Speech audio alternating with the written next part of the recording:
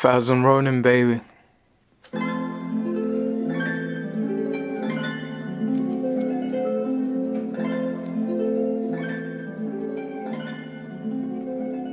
No interruptions, stereos pumping from the dungeon, coming live from Flatbush Junction and making it hard to function, breaking down your sound systems and governmental corruption. So step aside, pumpkin, quit jumping to assumptions. The illest cats to ever rap, we spitting crackle beats and clap ovations. And Nathan, I make that up for simple tracks. If you resist the fact that we're about to bring it back, then spring in action right until your motherfucking pencils crack. Shit, I'm here all night. I wanna hear it, then embarrass it. Hair on sight. And don't expect to be saved without a heroin sight. Cause my microphone is hotter than the heroin pipe. Something like the finest pit, maybe even some white to sniff. It ain't a catnap, but I'm sure I'd have you lying stiff. Try it, kid. Bite it into Flintstone vitamins. Get stoned and get home and lie about your righteousness. Nah, I'm serious. In fact, I seen God today. It's Manny here. I hope you guys had a great week. Did exactly what you wanted to do. And if you didn't, at least you thought about it. And you're getting prepared to do it next week. I know it's been a couple of weeks, but we're back. Spring's here now, and I'm sure most of you like to celebrate it by going to sacred sites and singing, dancing, making bonfires, giving thanksgiving to the gods, It's spring equinox, or you can go to Africa, you can go to Egypt, celebrate spring equinox, You can go to, the pyramids, you can go to the Great Sphinx, and then there's the Pyramid of Giza as well. The Great Pyramid, so, all of them align at the spring equinox. So, lots of different ways to celebrate spring, Spring's also important in nature. It's the mating season for birds and a few animals. It's like winter's cold. You're like, brrr. But when spring gets a little bit warmer, you get a little bit more energetic. You start wearing your scarf backwards, it's like, and,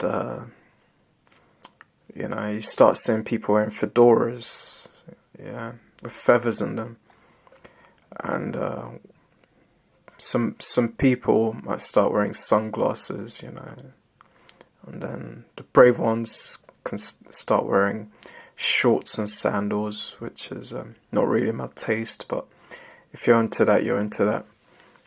But anyway, spring's like mating season for birds and for animals, like the female of the animal or bird species, they start to ovulate and then they release like pheromones, chemicals which the males can smell to let them know that they're ready to bang.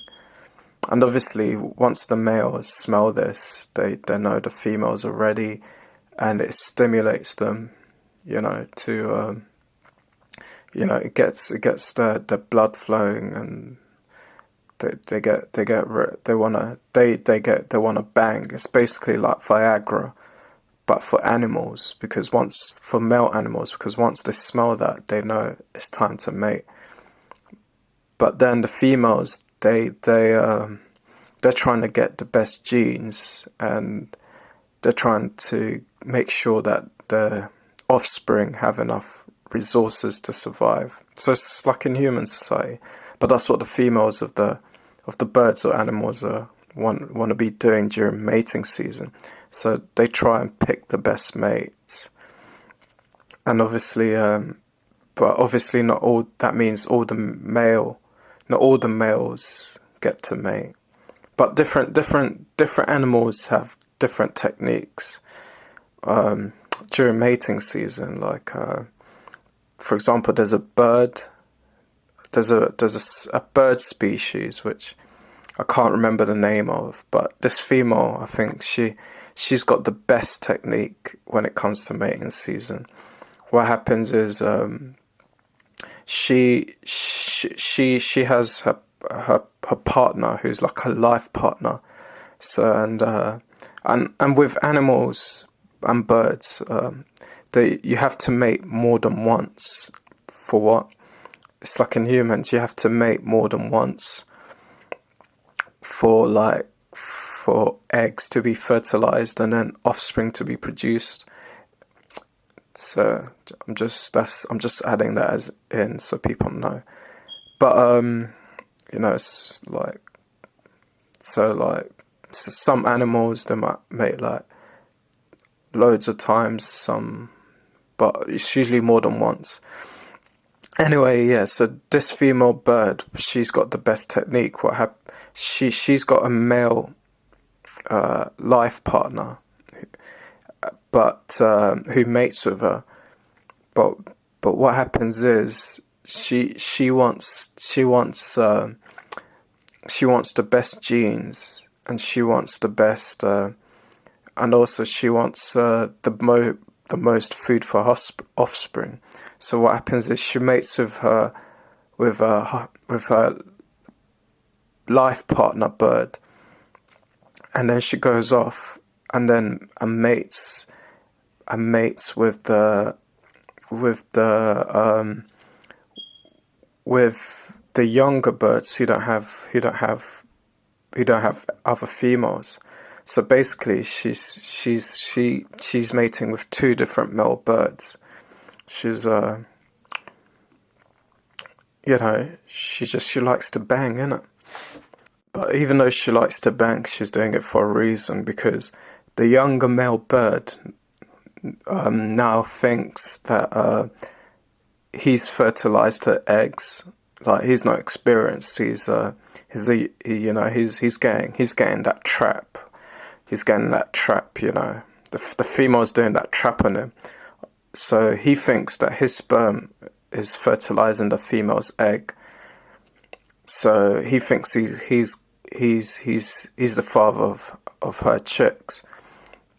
But what happens is what happens is when she goes back to her partner bird, let's call her husband bird. Her husband bird's got that experience, He's that wily old fox, and he knows that the female bird, she likes to bang. So what he does is he pokes her bird vagina, which is with his beak, like his long beak. So he pokes a bird vagina and pokes it until she squirts the sperm of the other young bird out, because he doesn't, even though he got cockholded, he doesn't really care about that. What he wants is for his genes to get passed on. So he pokes the female bird's tiny bird vagina. It's like a little hole, but anyway, it's like, when you lift up the back of the feathers of the bird, you can see that they have little bird vaginas. So he pokes it with his beak, and what happens is the female squirts out the sperm from the younger male bird, and the husband bird is like, yeah, and then the husband bird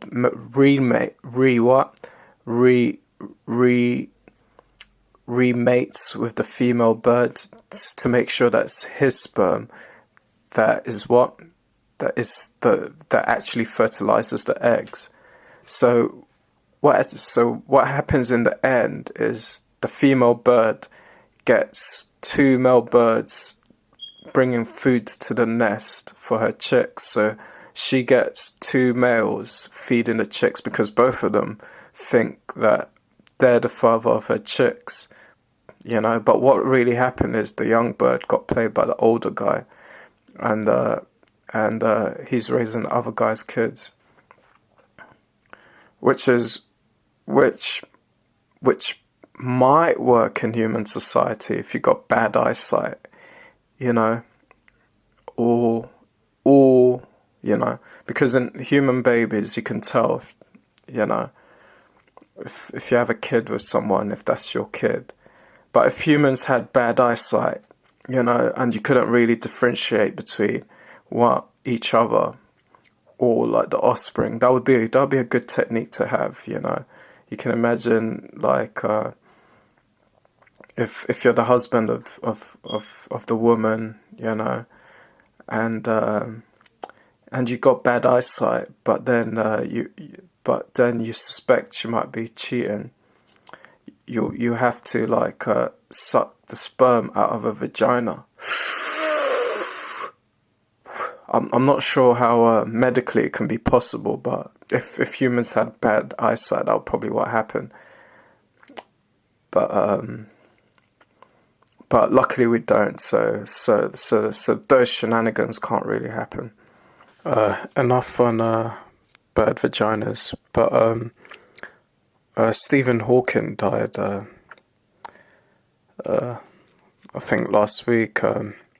So he did some good work on in physics, modern day physics, and on black holes, and showing that not everything gets sucked in there. Maybe everything does, maybe everything doesn't. But he lived a pretty long time, you know.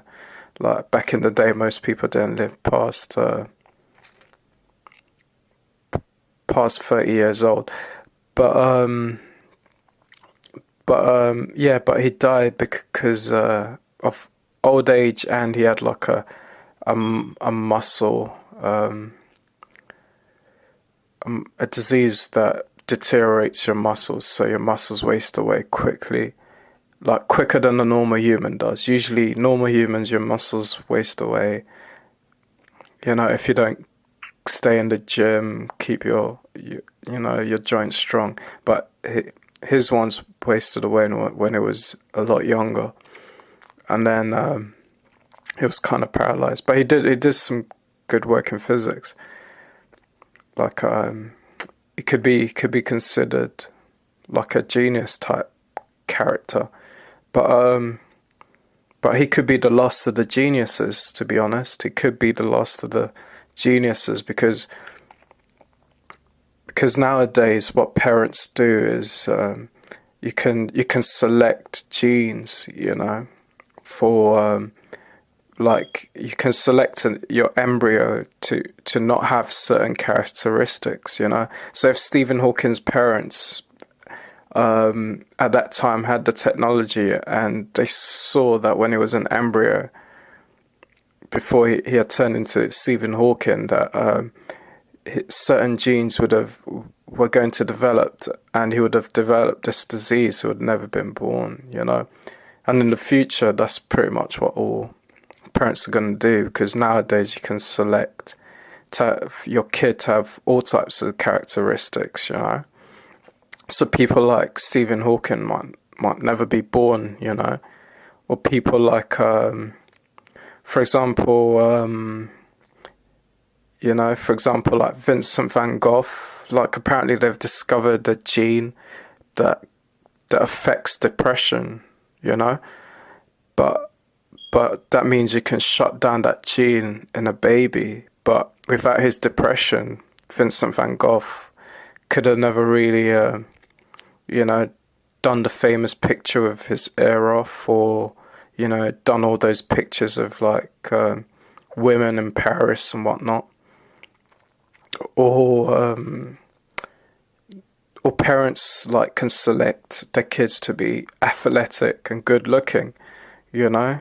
For example, like imagine if Einstein, like his parents had switched his genes so that he was had a more athletic body type, you know, and he was taller, darker, and more handsome, you know.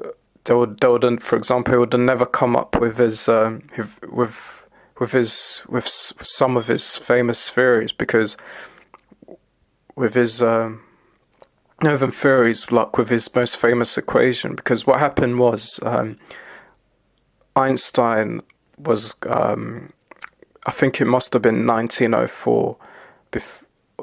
You know, what happened was he was going out with a girl, and they didn't mention name, but Einstein was going out with a young brunette, you know, good Jewish girl, and he took her to a bar.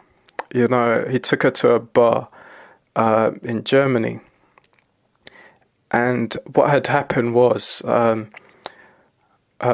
microphones were new at that time, you know, and this bar had a microphone and had like a traditional German music playing, German band playing, and what happened was there was a guy who had the microphone. He was one of the first MCs, microphone controllers in Germany.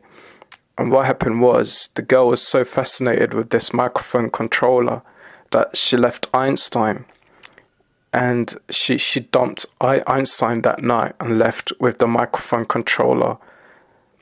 And Einstein was left in that German pub by himself, drinking his beer. And Einstein was you know, he was heartbroken. He was heartbroken, you know, like his girlfriend had left him for a mic controller. And Einstein obviously had an obsessive character, so he was like, Einstein better than mic controller, you know, like he wrote it down in a paper, you know. He was like, Einstein better than mic controller, like, but Einstein liked to write shorthand, so he wrote E for Einstein is better than MC, you know, with the arrow, better than MC. He wrote it over hundreds and hundreds of times, you know. And then he was like, then why does his ex-girlfriend, I think she was called Geared, her name was Geared, had left with an MC. So Einstein wrote pages and pages of E is more than MC, E is more than MC.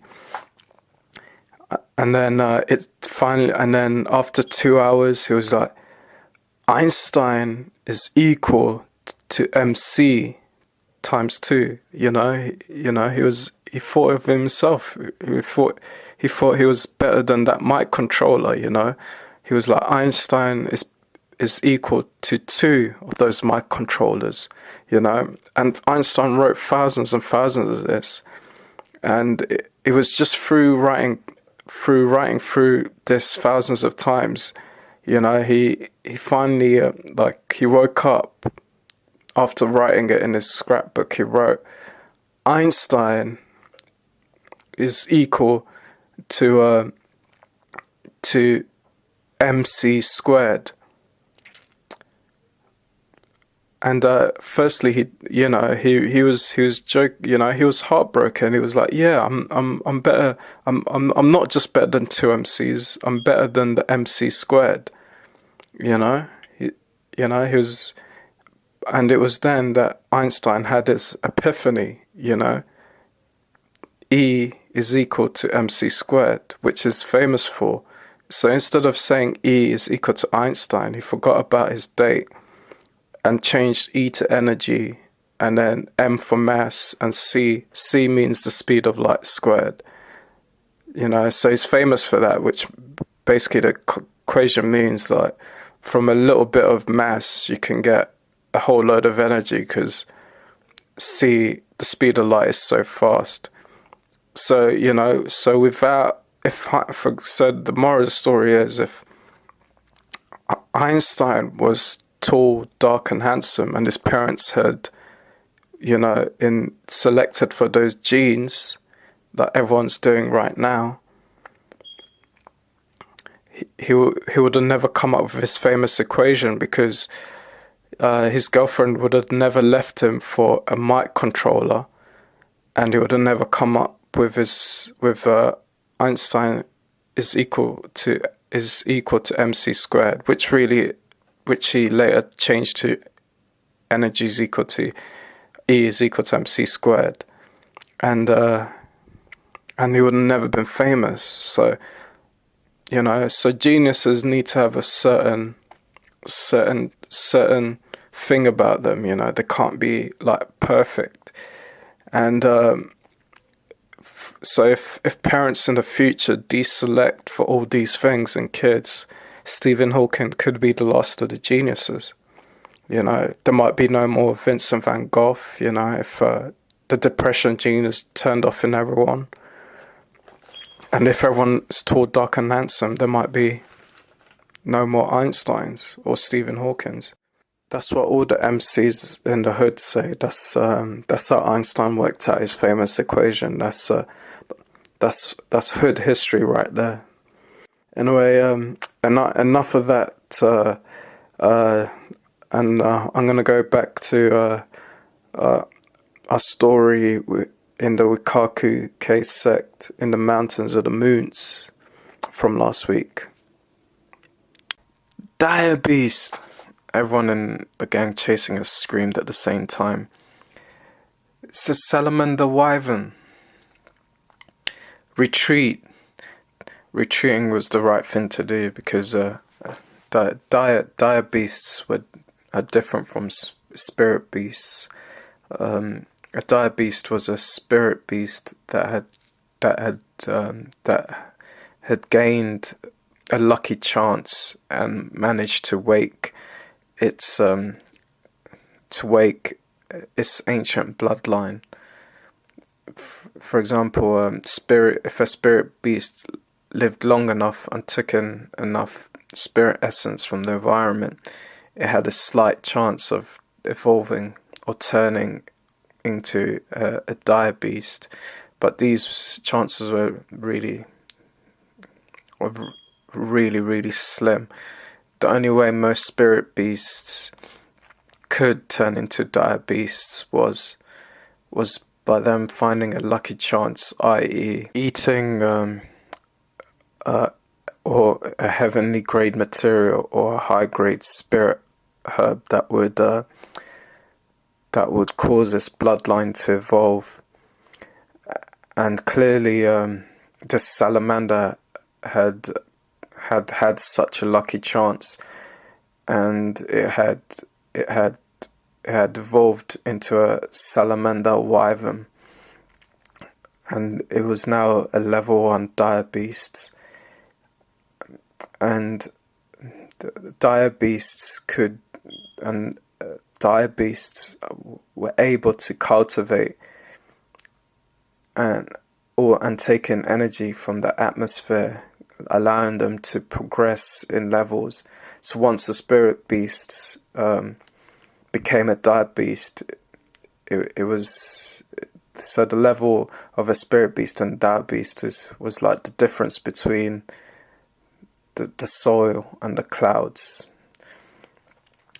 But it was too late for the gang. The dire beast had, even though it was a level 1 dire beast, it had caught the scent of them. And as they retreated, its humongous body started to chase them. It's chased them. Its 20-meter body slithered out of the cave, and its dark red scales glowed in the dim sunlight of the forest, and it chased after the gang.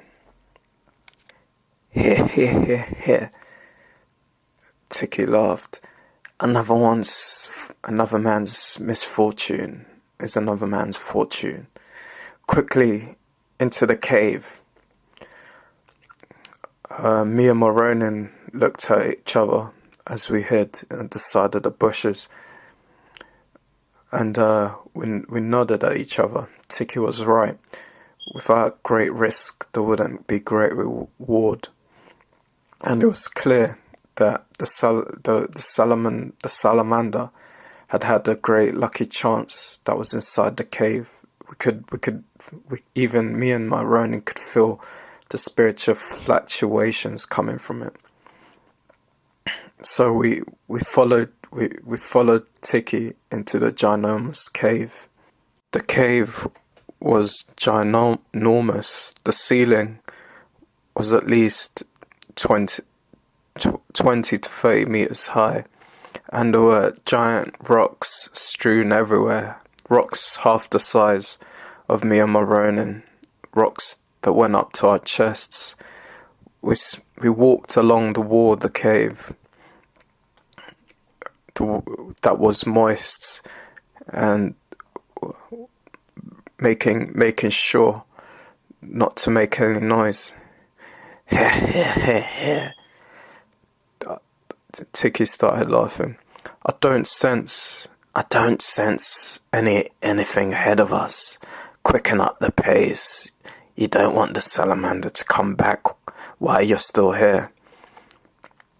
So we quickened up the pace, but luckily enough, the cave wasn't as long as it was big relative to its size. It was a short cave. After about 500 meters of careful trekking over sharp rocks, ahead of us we could see a peach tree bathed in sunlight that came from the top of a hole in the cave. Here. It's a 500-year peach tree. Quickly. We run towards the peach tree, and as we got closer, the air got warmer and warmer and heavier, and the spiritual fluctuations got stronger and stronger. And right on the peach tree, there was one peach, and the peach was a 500-year-old peach. Here. You really have the god of luck on your side. Tiki laughed. This 500-year peach tree only bears fruit once every 500 years. And that there's a 500-year peach. Quickly pluck it. So me and my Ronin ran up to the peach tree and plucked it. And just as we plucked it, we heard a massive roar. The salamander worm had a spiritual connection to the peach tree, and off in the distance it roared. And just as I was running, as me and my Ronin were preparing to run out of the cave, on the base of the peach tree, there was a wooden book, and written in the language of the mountains of the moons, the book said, "Mastering the System." I went to pick up the book. Hurry. That's it for our story in the Wakaku K sect, and hopefully we'll carry this on next week. And that's it from 1000Ronin this week. It's Manny. Everyone have a good week. Peace.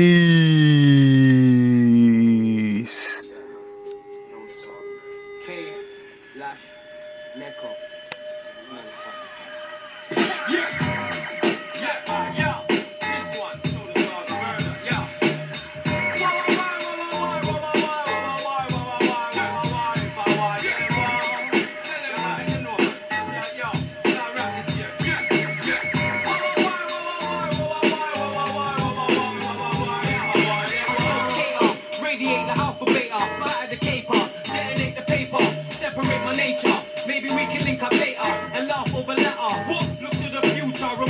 are. Merciless, you get puller, her puller. We spread word and break full of cake. There's no escape. The city grips like Jeff Cakes. My mind state is desecrated landscape. I cry till it aches and the equators evaporate. But university we don't graduate. We just regurgitate hate. But I'm just like you, mate.